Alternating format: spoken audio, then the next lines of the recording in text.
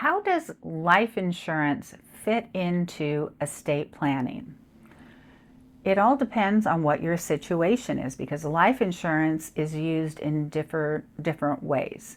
So let's talk about a very common situation, which is a younger person and they have term life insurance. Term life insurance is very inexpensive. They might have term life insurance so that if they die while they still have minor children or a spouse who is dependent upon them for financial support, the life insurance, the term life insurance, pays for the needs, the future needs of the minor child or for the surviving spouse. So it is really a really important component of estate planning. And sometimes estate planning lawyers don't talk about it. And I think that it's a good idea to talk about it, because if you're a younger person and you pass away, what's going to happen to your family? Estate planning is all about giving you peace of mind, knowing that you provided for those that you love.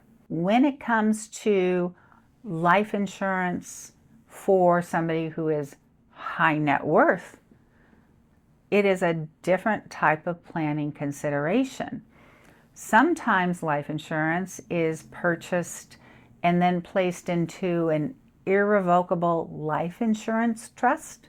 The reason that is done is that then that life insurance, when it pays out on the person's death, is not included in the estate of the deceased person, which is really important for high net worth people, because they might be using that life insurance proceeds to pay estate taxes, because their estate is so large and it's going to people and to not charities, that there will be an estate tax liability. And that's especially a relevant consideration in Washington state, where our tax level is fairly low, $2.193 million for when an estate tax is imposed.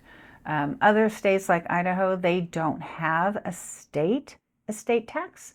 So in those states, what you're looking at is what is the federal level, which right now is over 13 million. So let's say your estate is 15 million and you want it all to go to certain people, you're a single person, you might be needing to have a life insurance policy in an ILET, an irrevocable life insurance trust, to pay the federal estate tax liability. So life insurance, how it fits into estate planning, really depends on what your situation. It can vary to being very inexpensive term life insurance to provide for the needs of your family, to a taxable estate, and it's intended to pay the estate tax. Whatever your situation is, be mindful that a life insurance policy typically does not pass under your will. It passes according to the terms of the beneficiary designation on the policy, and you typically will want that. You will want it to pay to your spouse, for example, or whomever is inheriting from you. So especially if you're high net worth, you really need to talk to your tax estate planning lawyer.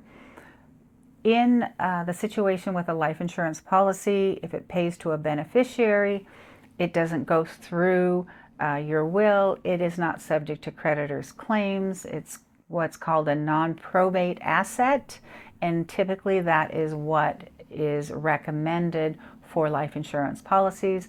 But again, if we're talking about a taxable estate, that's something to talk to your tax attorney about. Life insurance is a very important piece of many people's estate plans. Talk to your estate planning and elder law attorney.